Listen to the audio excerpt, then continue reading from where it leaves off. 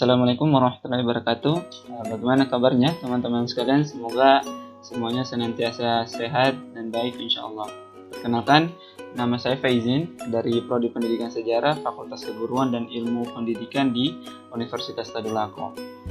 Baik, pada kesempatan kali ini saya akan memberikan sebuah pembelajaran terkait dengan bagaimana seharusnya kita menggunakan pemanfaatan teknologi dalam pembelajaran sejarah.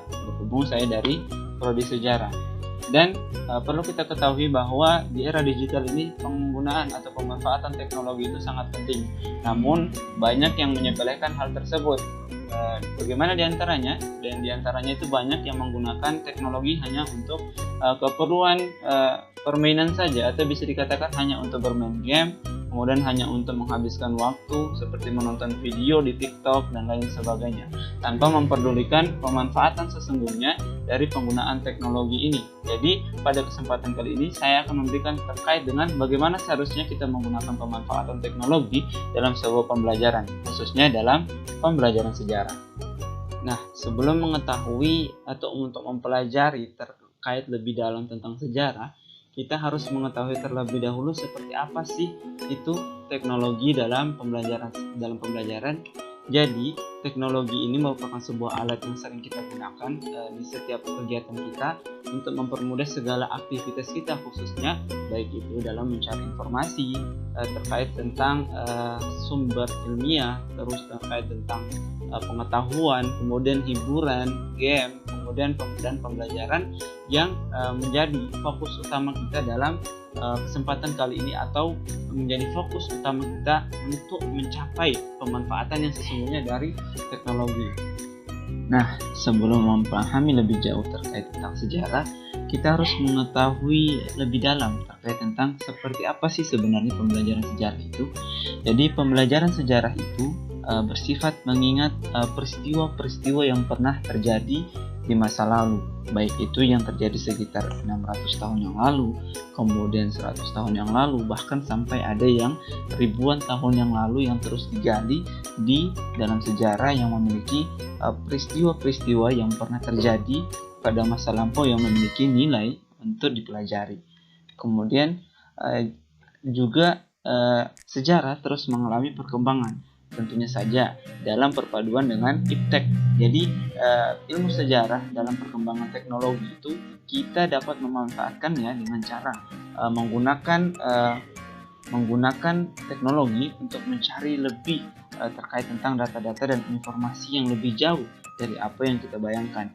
Misalnya saja terkait tentang peradaban zaman dan juga perkembangan kebudayaan, perpaduan kebudayaan, sejarah masuknya agama, dan inilah semua yang menjadi cikal bakal dari sebuah sejarah. Misalnya dalam contoh yang kita angkat ialah terkait tentang melihat suatu peradaban zaman. Nah, di sini kita dapat melihat bahwa ada 4 zaman yang menjadi titik besar dari perkembangan zaman dunia. Misalnya saja ada zaman Paleolitikum. Zaman Paleolitikum ini terjadi sekitar 600.000 tahun yang lalu, yang dikenal juga dengan zaman Batu Tua, yang mana semua peralatan yang digunakan pada masa itu semuanya terbuat dari batu. Kemudian juga ada zaman Mesolitikum. Zaman Mesolitikum ini terjadi sekitar 5.000 sampai 10.000 sebelum Masehi, dan disinilah lahir yang disebut dengan Ojo Komodinger, atau sebuah sampah dapur yang menandakan bahwa manusia purba pada masa itu tidak hanya tinggal di pegunungan, tetapi juga tinggal di pinggir pantai. Kemudian ada juga yang disebut dengan zaman ketiga, ialah zaman Neolitikum, yang terjadi sekitar 1500 sebelum Masehi, yang mana pada zaman ini tidak berbeda jauh seperti zaman kita sekarang ini, yang mana pada masa itu manusia purba juga bercocok tanam, kemudian berburu, kemudian memiliki tempat tinggal dan lain sebagainya. Kemudian ada zaman terakhir yang disebut dengan zaman Megalitikum. Zaman Megalitikum ini terjadi sekitar 1500 sebelum Masehi atau sampai 2500 sebelum Masehi. Nah, seperti apa sih sebenarnya zaman Megalitikum ini? Zaman Megalitikum ini dikenal sebagai zaman batu besar, yang artinya zaman pada masa itu semua batu yang kita jumpai itu besar-besar. Nah, di sini ada contoh dari zaman megalitikum. Nah, di zaman megalitikum dapat kita lihat bahwa semua batu yang terdapat pada zaman megalitikum itu semuanya sangat besar dan bahkan bisa ditempati untuk tempat tinggal oleh manusia purba. Dan juga ada bukti dari zaman paleolitikum yang merupakan peralatan-peralatan dari batu yang dipergunakan oleh manusia purba pada masa itu. Nah, disinilah fungsi dari teknologi itu sendiri, teman-teman sekalian. Sebab dengan adanya teknologi ini kita dapat melihat lebih jauh dari apa yang kita bayangkan. Bahkan 600.000 tahun yang lalu pada zaman pertama di seluruh wilayah dunia, belahan dunia, itu kita dapat melihat dengan jelas bahwa zaman paleolitikum ini jadi sekitar 600.000 tahun yang lalu. Nah, untuk penjelasan selanjutnya akan dijelaskan oleh teman kakak yang namanya ialah Kak Is. Nah, Kak Is, silakan untuk melanjutkan materi kita tentang pemanfaatan teknologi dalam pembelajaran sejarah. Ya, terima kasih Kak Faiz terkait kesempatan yang diberikan. Jadi adik-adik, perkenalkan, nama kakak ialah Kak Is, yang mana kita akan melanjutkan pembahasan terkait dengan pemanfaatan teknologi dalam pembelajaran sejarah yang ada di era digital sekarang ini, khususnya dalam ruang lingkup kebudayaan. Jadi adik-adik sekalian, perlu kita ketahui bahwa kebudayaan itu adalah sebuah kebiasaan baik dilakukan secara berkelompok atau masyarakat yang sudah terjadi sejak lama sekali, dan diantaranya ialah seperti tarian Modindong ini. Tarian Modindong merupakan sebuah kebudayaan atau adat istiadat yang dilakukan oleh masyarakat Dampal, yang merupakan sebuah acara peluncuran perahu, yang mana di dalam perahu itu terdapat sumber-sumber alam yang melimpah.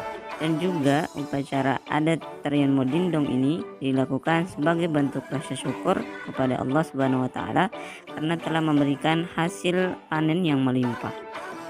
Nah, selain itu ada juga tarian Kaliabo yang merupakan tarian untuk melakukan upacara penyambutan kepada gubernur, ibu kota, dan juga kepada ketua-ketua adat yang ada di wilayah Kecamatan Dampang Selatan. Nah, terlepas dari kebudayaan, di sini Kak Is akan memperlihatkan peninggalan-peninggalan sejarah lokal yang ada di wilayah Kecamatan Dampang Selatan, seperti adanya tarian Modindong, kemudian ada perahu penganculung Saayang, dan juga ada rumah adat suku Dampal yang terletak di wilayah Kecamatan Dampal Selatan.